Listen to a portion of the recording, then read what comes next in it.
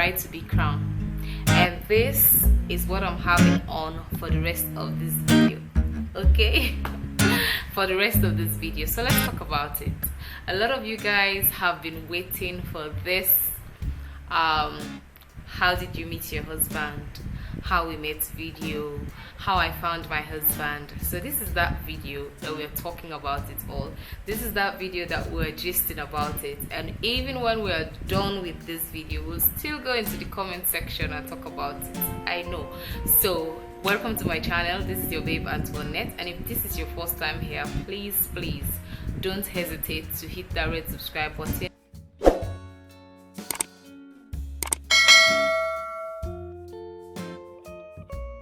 So if you guys are eyeing my hairstyle, I'm always doing this hairstyle. I have not taken a proper picture with it ever since I did this one, but I have a picture that I took way back in 2018 with the one that I did, and I'm going to be inserting it here so that you guys can see what it really looks like.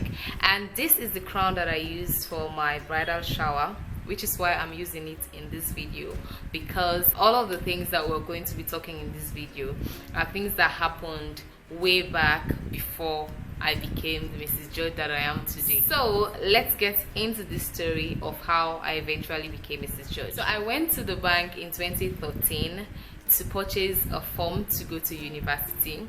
That was where I met my husband. That is how I found a man at 19. So I met my husband at the age of 19 inside the bank in all. You guys, after filling my form, after filling all the details and paying paying the money for the form, I saw this particular lady that is my friend today. So I met two awesome people on that particular day. So I met Titi, and she was like, hi Titi, let me just say hi before going further. Okay, so I met this lady, and then she was like, do you have a pen? But on that particular day I had no pen with me. I had to take a pen from somebody to fill my own form. So when she asked me, do you have a pen, I said no, and she was like, are you here to buy a form? Then I said yes, and then she said, okay, so I'm here to buy a form as well. I'm going to Jala University studying social work. And I was like, we're going to be doing the same thing. So I told her, no, I don't have a pen. But wait, being the ninja that I am, I said, hold up, let me ask for a pen for you. So that is how I walked up to this guy and said, mister, can I please use your pen? Yes.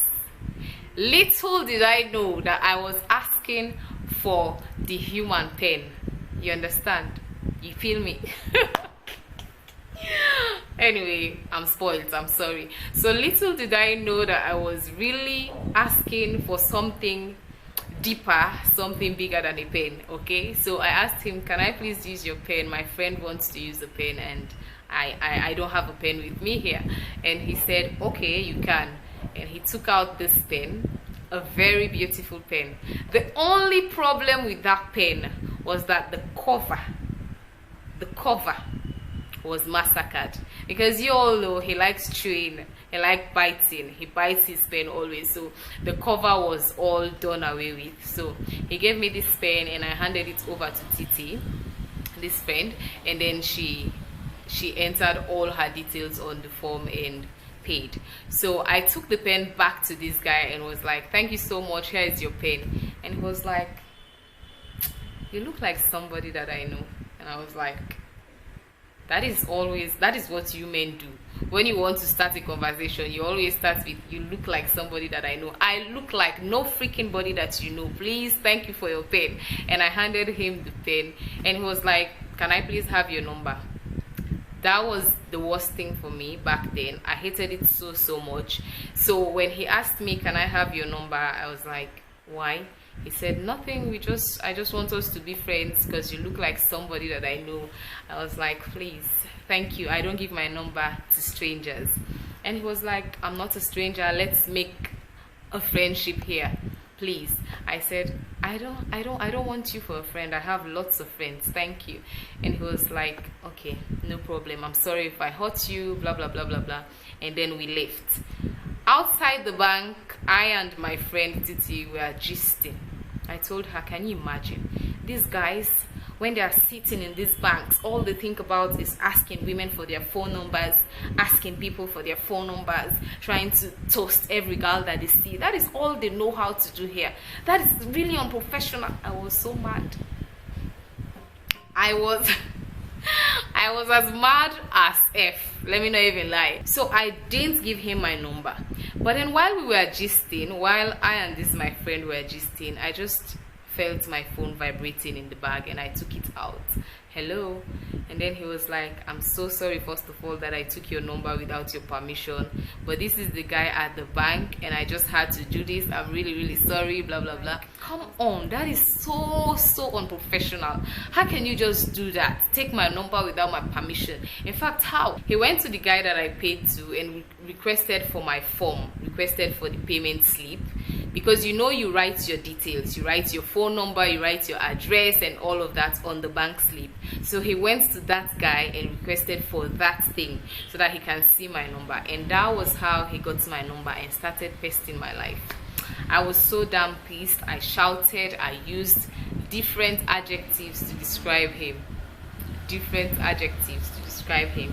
and he was like, I'm really sorry, I know it's unprofessional, but please, I had to do this. I just hung up on him, and then I told my friend, how could he just take my number without my permission and all of that? But then later that day he called, he was apologizing and saying, I know it's not done and stuff, but you know, I had to do it. So that is how I met my husband. So after that, this guy kept on calling and calling, chatting me up, sending me messages. But I'm the type of person, you cannot just say I love you and I fall for it. I fall for something way more than just words. So it was very difficult for a guy to get me just by telling me I love you, because I was used to hearing those things. Picking a game, you can testify, picking just too cute, you know what I'm saying? So I was like, you can say all you want. And then it came to a point where I told him, please, I don't want you to be calling me because I don't want it. I just don't want it. But this guy, so I couldn't block person. He was not listening. He will call, I'll say nasty things to him, he'll still call and all. It was just too much. So eventually I began talking to him peacefully. So one day he asked that he wants to pay me a visit. I said, okay, come. He went to Waterloo. I showed him a whole different address. He went to a different place. That is how bad I was, guys. That is how bad I was. So he went to another neighborhood asking for me. But unfortunately for me, and fortunately for him, he met somebody that knows my dad and knows me as well. So the guy was like, I know her, let me go and just show you, according to what he told me. So that guy walked him right into my house. And I just saw this guy and I was like, how come? What are you doing here? And then I benched him under the tree. We had one tamarind tree at the back of our house. I just gave him a chair and said, you can sit there. And I was so busy doing my thing because on that day they were preparing some food stuff for me to take to uni. So I just gave him a chair and said, sit down and wait for me. He sat there all through the time waiting for me, and I was not going there. My mom saw him and my mom was like, who is that guy? And then I explained, and then my mom said, no, you don't treat people like that. If you don't want to see him, just ask him to leave. But if he's here, then you need to just talk to him. I was like, this is not my mom, because my mom was so strict. My mom was so disciplined. And so hearing that from her, I was like, what is happening? I went there and I decided to just, give him some little time and listen to what he has to say and stuff. And he was just there forming big boy, playing with his computer and stuff like that. He was trying to play all these sentimental hits to get my attention, but then I was not just in for anything on that day. So he sat there, we gisted for a minute, and then he left. So I went to Bo and started my course. I started uni. Then he insisted he was going to Bo to see me. Then he went to Bo. Then he was like, I'm here to see you. I've never been to Bo. This is my first time coming here. So I hope you'll treat me right, because this is my first time coming to Bo. And I'm just here all for you. So I hope you'll treat me right. I've not done anything. That is what I told him outrightly. You've not done anything, so stop repeating that I'm just here to see you. This is my first time in Bo. You've not done anything. People are traveling miles and miles and miles away just to see ladies, and then you are here telling me you've done a lot just to come here. That is nothing, please. So after that, on that very day, he decided he wants to visit me at my auntie's place, because I was staying with one of my mom's friend and my first year in university. So he said he wants to know where I stay. No thank you, no thank you, you're not going there. He said, no, I need to see where you stay, because maybe in the evening I'll visit you and stuff like that. In my vexed mood, how can you just tell me you want to go and see where I live? That is just absurd. That is absurd. And then I took a bike to go home. He was standing there. The moment I shouted bike, he said, bike, I'm going with you. And then lucky for me, and unfortunately for him, the bike rider that he took didn't know the place. The bike rider he took didn't know the place. So I just told my bike rider, you know what, let's quickly act a Nigerian film here. Run as fast as your legs can carry you. Run as fast as the bike can carry us, so that we'll just leave them behind, and then they will not be able to find the place. So that is how we left them behind, and they were unable to locate us. Okay, I reached home that evening, I bathed, I slept, and then the next morning the guy called. Hello, you did the worst thing to me yesterday. You treated me very badly, and then, you know, this is not what I expected coming to see you. I expected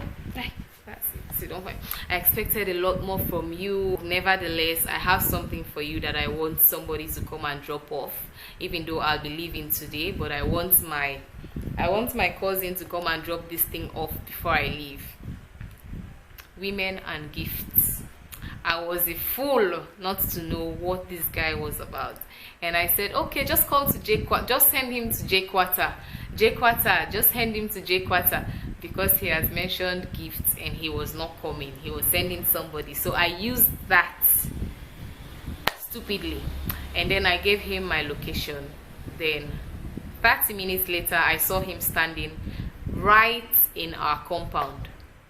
At this point, I was done with him. I'm not going to talk to you again, because this is fraud. Because this is the act of cheating. Then he met me doing some laundry, and he was like, please, I'm just here to hand this stuff over to you, but don't mind me, I'm on my way going. The only thing I'll ask is for you to take me to the park so that I can board a bus back to town. I said, I'm sorry, I'm doing my laundry, can you please leave? And then he said, don't mind, I'll do the laundry for you as long as you take me to the bus back. He thought I'll be shy. Then I said, okay, you want to do the laundry? He said yes. I said, come on. All the dirty clothes that I had back in the house, I went in and took them out for him to do the laundry, because he requested. So I needed to give him what he wanted, right? So I gave him all the clothes for him to wash them, and then when he finished, I said, okay, I can now take you to the bus station. So that is how I went with him to the bus station, and he left. My attitude towards him changed. I started talking to him better and being more friendly to him than before, and trying to just be nice. I was just trying to be nice. And then one day he sent me a message, will you marry me? And I was like, which one is this? Why are you kidding? Why are you always playing? He was like, I mean it, I'm not joking about it. I knew you were my wife from the day I saw you and stuff. But then that was not the thing that got me. The thing that made me fall in love with this guy was the fact that he was not pushing me too fast. You know what I'm saying? And I was like, this man seemed to be a good guy. This man seemed to be a good guy. Let me just draw him closer, and you know. So that is how we started dating eventually. I fell in love with him because he was patient, he was just there being a friend, being a counselor, being a big brother, being a guide, and eventually I am Mrs. Judge. So we find our men anywhere, everywhere. It just happens. So that is it for today's video. Let's continue the discussion in the comment section. Thank you so much for watching. I love you guys. Bye.